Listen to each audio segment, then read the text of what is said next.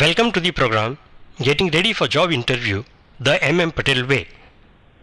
In this part, we are going to discuss contents of resume. Visit www.youtube.com and search Magan Lal Patel for other videos on getting ready for job interview.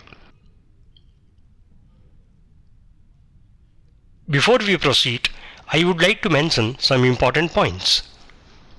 This presentation is for guidance only. Do not copy the format and content shown. Create your own format and contents. Never copy someone else's format and contents. I repeat, create your own format and contents using your own innovative ideas.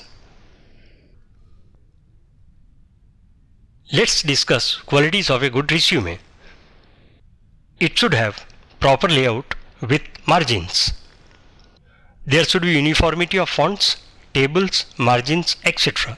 Uniformity part is very important as it indicates your analytical abilities. The resume should be readable with ease. Table should have proper headings. Details of the table should match with the headings. Abbreviation should not be used as far as possible and practicable. The language and content should have consideration to the requirement of prospective employer. Important points of the resume should be suitably highlighted. This will improve the readability. Important points should be explained with details as well as with precision. The contents of the resume should have logical sequence and flow. The language should be clear and unambiguous. There should be no repetition as well as contradiction of details. The content should be honestly written.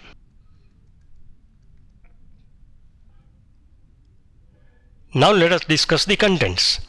The following details should be included in the resume: your name and contact details, career objectives, general qualifications, professional qualifications, other qualifications, certificate courses, work experience, project work undertaken, seminars and paper presented, training programs attended, personal and technical skills, including skills related to computers.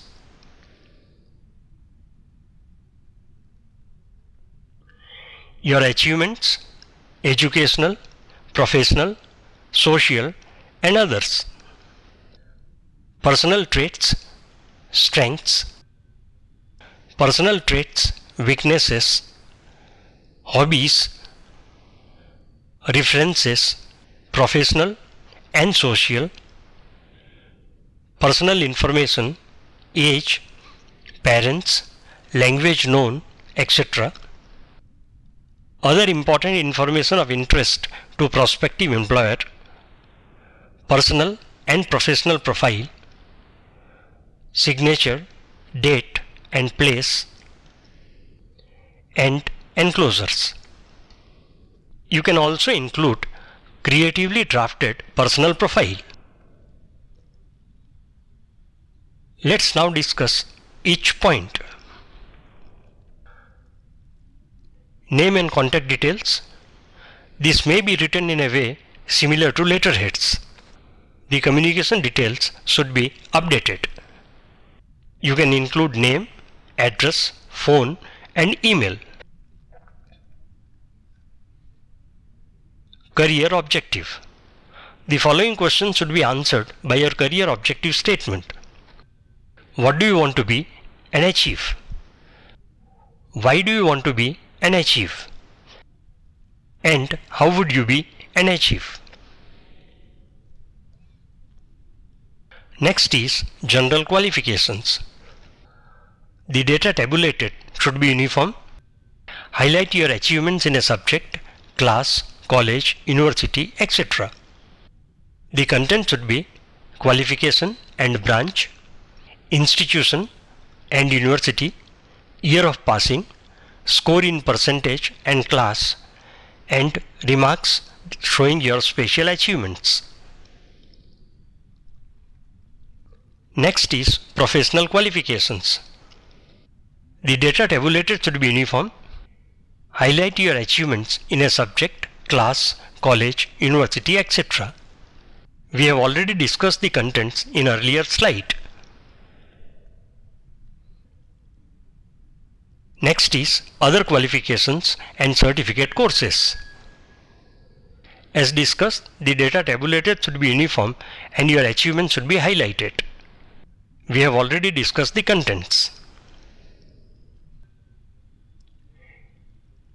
Next is work experience. Highlight responsibilities and achievements to generate interest of the prospective employer. You may ensure that your experience and prospective employer's requirements have common areas. You can include organization, period and duration, designation, responsibilities, achievements, and your reason of leaving.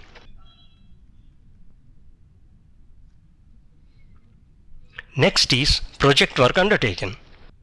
A project work requires some study, collection of data, analysis, and then either solving a problem or proposing solutions. The students might have undertaken project work during their academics. For students, the project undertaken by them amounts to working experience. The experienced candidates might have undertaken some work outside their routine.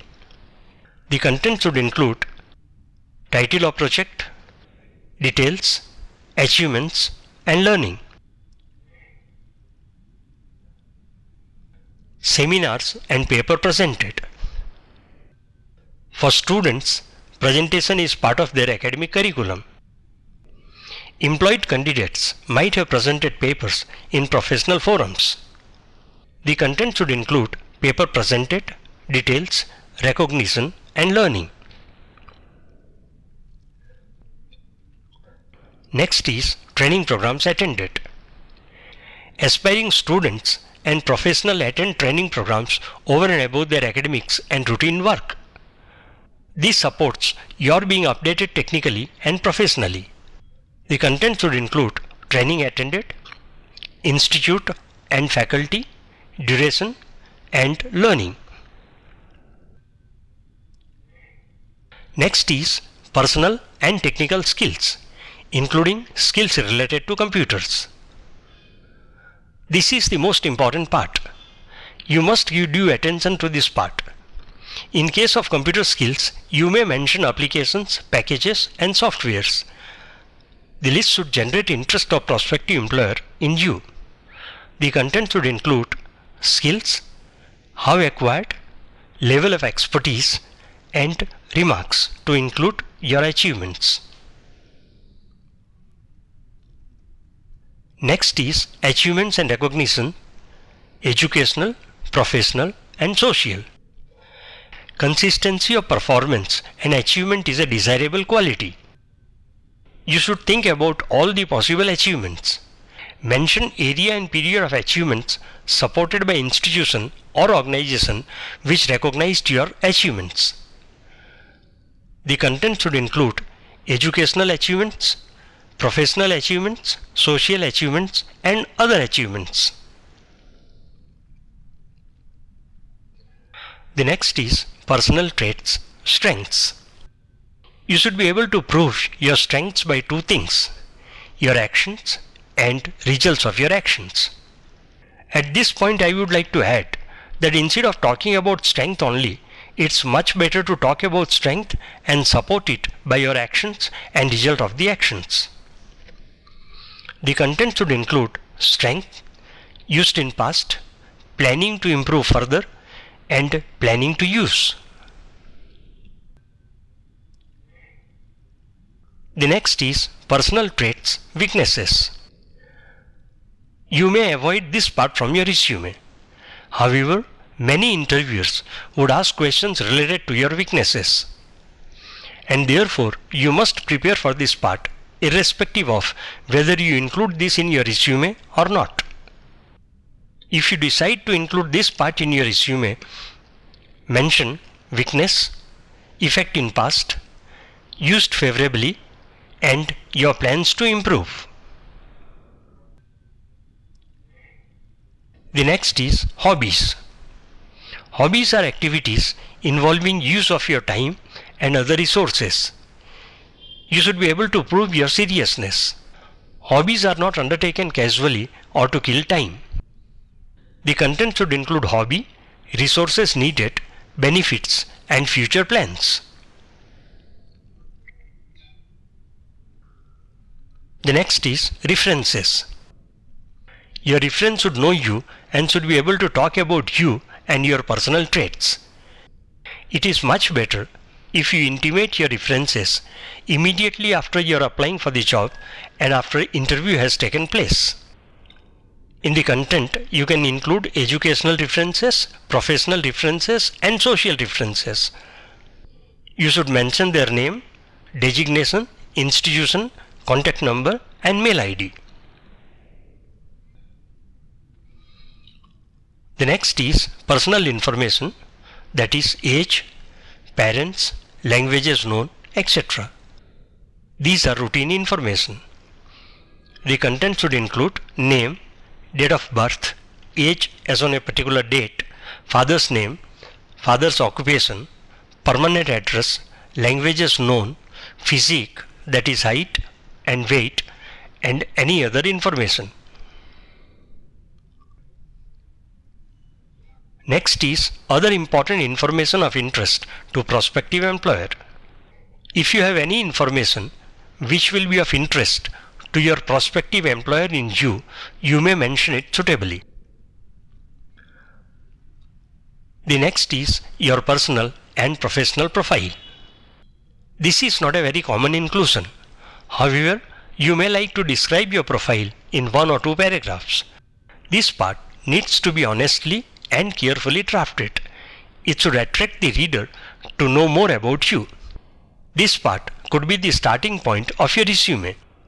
You can combine personal and professional profiles, or you can mention personal profile and professional profile separately. This part should be very creatively drafted to generate interest of employer in you. Next is signature, date and place. Write your name in bracket, then sign just above your name. On the other side, write place and date.